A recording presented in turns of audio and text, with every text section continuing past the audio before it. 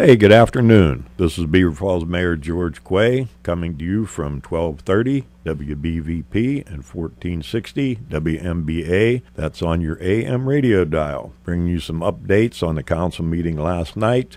My note writer and organizer, Bethany Williams, has gone to a convention for community development and did not do my notes today, so we'll see how this all works out.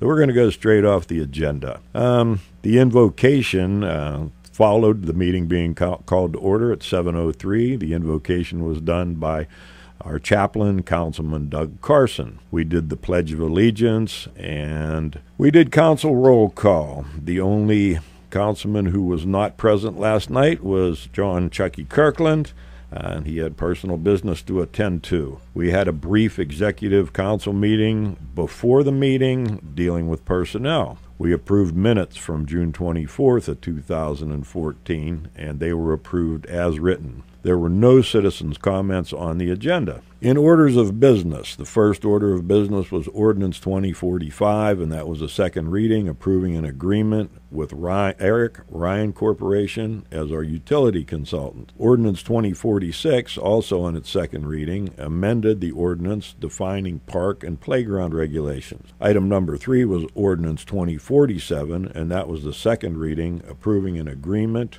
with the Beaver County Housing Authority and the Beaver Falls Police for services from the police force on the public housing, and we are given $49,000 by the county to do that. The fourth order of business was Resolution 1357, and that was approving a list of general fund expenditures. We approved a curb cut at 1723 16th Street. Tim Ford, our code enforcement officer, has informed us that, or asked us actually, if he could try to set up some cages in some of the vacant properties to trap some of the critters that we're having problems with, groundhogs, raccoons, that kind of stuff. Order of business number 7 was St. Monica's. Cuddlebugs Daycare is operating out of St. Monica's preschool, and we have given them 30 days to apply for an appropriate license to do so. We have engaged Hancock Architectural Drawings. They're going to do some new designs for the city building. We're in the process of redoing the bell tower, as you well know, and that's coming along quite nicely. But as we were doing that, we are also going to look at some designs for the planters and the flora and fauna outside the city building. We had to reschedule the November and December meetings in order to work in all the different orders of business we need to act upon to finish up the year. And additionally, we had to jockey around some of the holidays. We have Christmas and Thanksgiving and what have you in there. We had a brief solicitor's report. Under department reports, I wanted to remind you that Neighborhood Watch meets the last Monday of every month at the Second Baptist Church. That's on 24th Street and 9th Avenue at 7 p.m. The mountain bike park is still being worked on. We have some people in the mountain bike club at Geneva College who are supposed to take a look at that. Fire prevention open house is going to be on the 9th of October from 6 to 9, and that will take place in the south parking lot at the high school.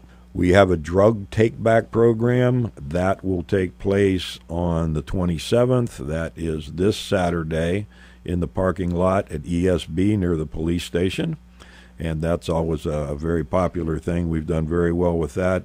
Additionally, if you come into the city building, there's a container that sits near the tax office and my office where you can bring in prescription medicine anytime and drop it in there for disposal. There's a building coming down.